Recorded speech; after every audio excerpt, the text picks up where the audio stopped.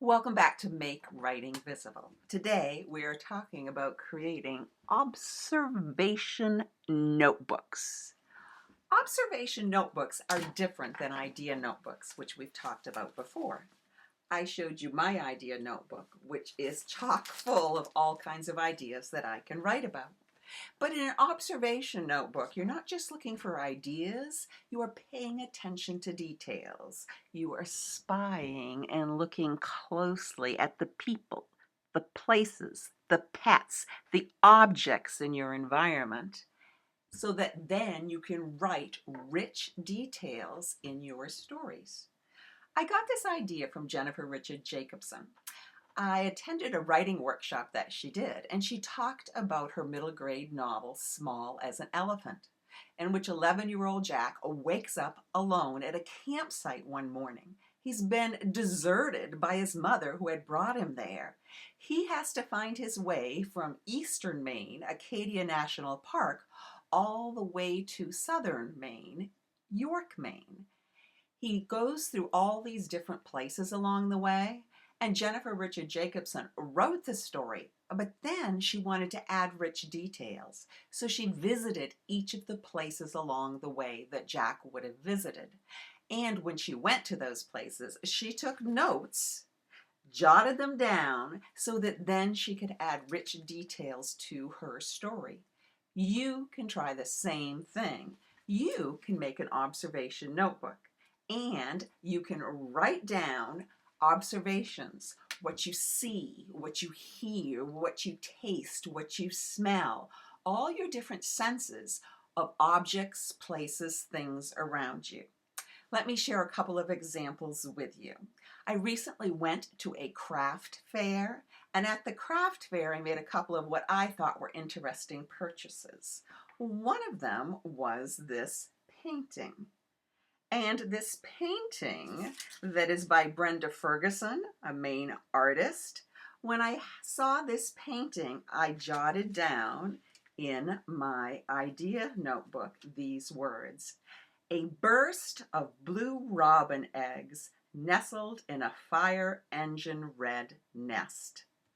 So I paid attention, and I used the word burst because I loved the contrast of the blue against the red. So I was including that in my description in my observation notebook. Another observation. Recently, I traveled to Down East Maine, and I saw blueberry barrens. And we think of blueberries as blue, but the barrens, the fields where they are in the fall, turn a bright red. And so in my idea notebook, when I saw that image and I took a photo of it, I wrote down these words: soldier pines guarding the bejeweled ruby blueberry barren. I liked the term soldier pines because it did seem like they were guarding.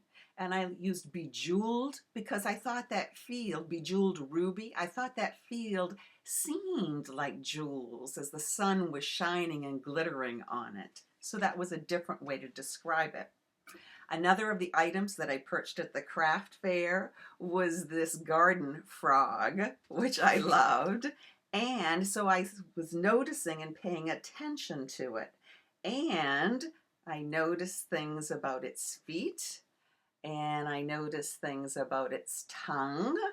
And so what I wrote in my notebook was: my rock frog with springy, webby feet and curled copper tongue, waiting to uncoil and foil a fly. That's what I wrote in my observation notebook. I may never use those images when I actually do a piece of writing, but I have them in my notebook. And if you start keeping an observation notebook and start spying and looking at details in all the things around you, whether you do it in a notebook, whether you do it in a file on your computer, and you can sort them by people and by foods and by pets, whatever way you want to organize them, and have your observations written, you'll find that you start using richer details in your writing. And all of us can benefit from having richer details in our writing. Happy Make Writing Visible.